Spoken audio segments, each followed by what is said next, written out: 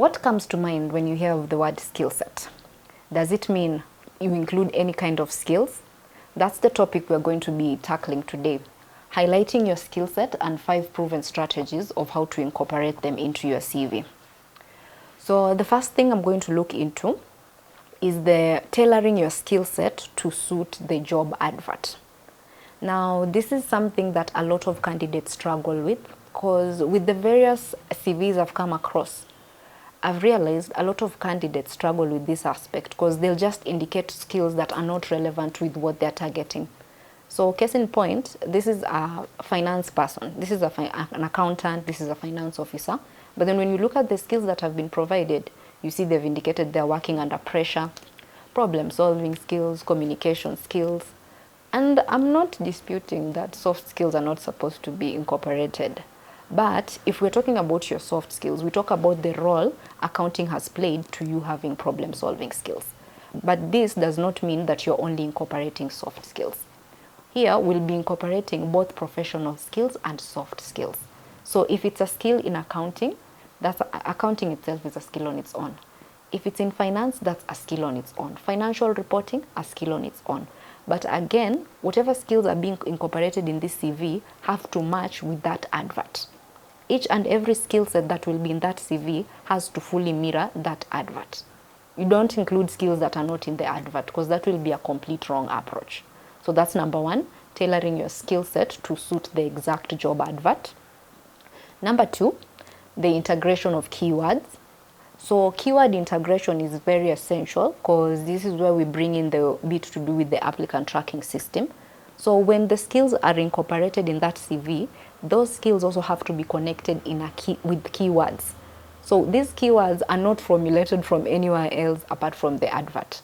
So if the advert has indicated keyword in that advert, one of the keywords there is accounts payables. Your CV in the skills section also has to feature that. Whatever they've described in that advert should fully mirror your CV as well. Because if it does not contain the right keywords in the skills section, that's also another dismissal. So so integration of keywords is very essential. That's number 2. Number 3, when you're incorporating skill set, you have to include them in bullet form. Why I'm saying in bullet form, it's because when you include your skill set in bullet points, a recruiter now gets to pinpoint, he has a skill in project management, he has a skill in community engagement, he has a skill in administration. But then what people fall short of is that some even include skills in paragraph form, which is the complete wrong approach. They have to be bulleted so that it becomes easier for the recruiter to pinpoint the kinds of skills this person has acquired through the years. But again, in line with the advert. So it's always essential to pinpoint your information by incorporating bullets in the skill section. The 4th point, we have including a skill section. Now, with the skill section, there are CVs that we come across whereby there is no even that section of skill set.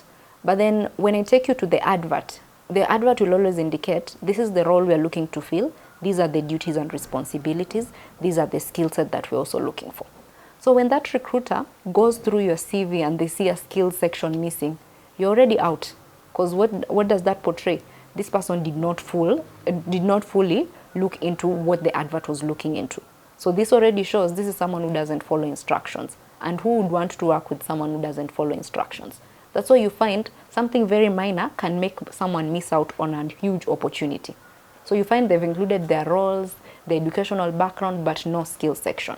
It has to have a skill section. So this skill section will comprise of both professional skills and soft skills.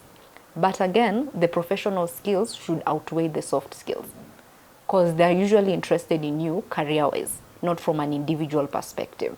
So if it's a skill in financial management, project management, then you also have a skill in communication skills, they're also incorporated.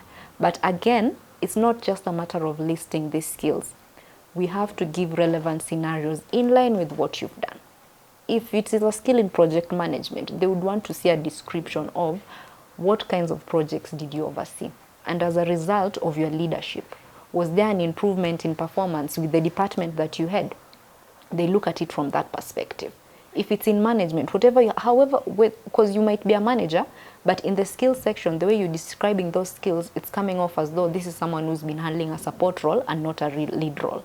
Because when you give a skill set and then you've indicated I have management skills, but then in the description, it indicates I have assisted in the day-to-day handling of I've assisted in the handling of operations on a day-to-day basis. The word assist has already ruled you out as a leader, because it might be presumed that this is someone who can maybe only lead small teams. Maybe they even lied in their CV. Maybe they haven't even fully mastered their roles. That's why they've used such terms. Yet this is an expert, but they failed to convey the right message in terms of how they conveyed the skill set.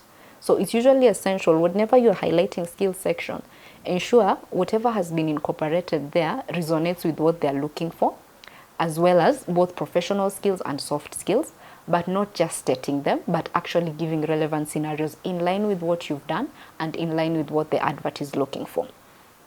Then into the fifth point, we have there's this bit to do with the professional causes.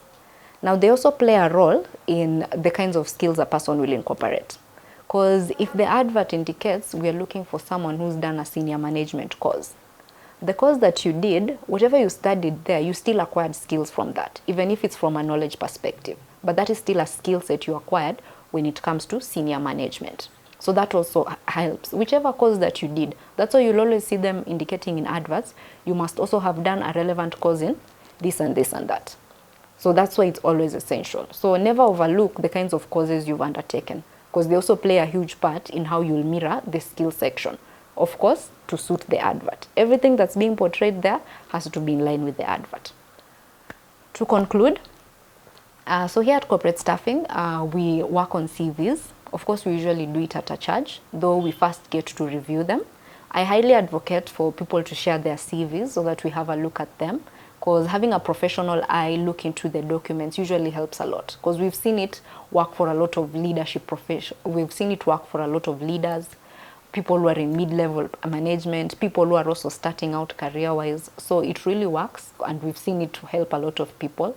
So if you want to increase your chances, please feel free to reach out to us via the link below, and me and my team will get in touch with you. Thank you for watching.